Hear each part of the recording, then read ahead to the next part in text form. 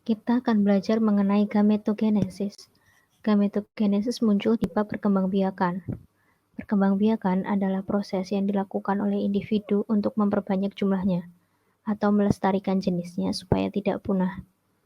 Nah, gametogenesis ini adalah proses pembentukan sel haploid dari suatu individu, baik jantan maupun betina, yang akan digunakan untuk fertilisasi.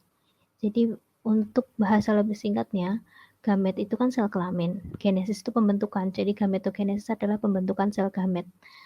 Nah, gametogenesis dibagi jadi dua, yaitu spermatogenesis dan oogenesis. Spermatogenesis adalah pembentukan gamet jantan, sementara oogenesis adalah pembentukan gamet betina.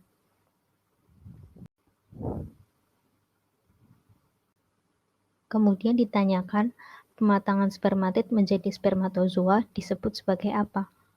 Untuk menjawab pertanyaan, maka yang perlu kita lakukan adalah memahami bagaimana proses spermatogenesis. Nah, ini adalah bagan spermatogenesis atau pembentukan sperma.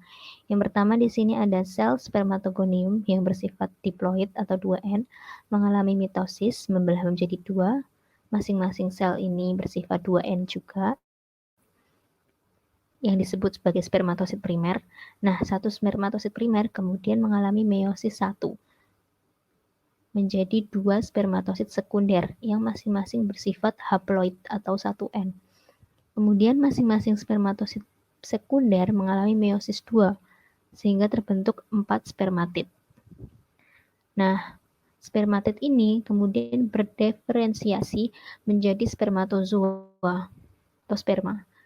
Seperti itu, dia jadi punya ekor dan sebagainya. Nah, tadi pertanyaannya, pematangan spermatid menjadi spermatozoa disebut apa? Spermatogenesis dibagi menjadi dua proses, yaitu spermatositogenesis dan spermiogenesis. Spermatositogenesis itu dari spermatogonium sampai dengan pembentukan spermatid. Ini yang disebut spermatositogenesis. Kemudian, spermatid menjadi spermatozoa disebut sebagai spermiogenesis. Jadi tadi di soal pematangan spermatid menjadi spermatozoa, maka jawabannya adalah spermiogenesis.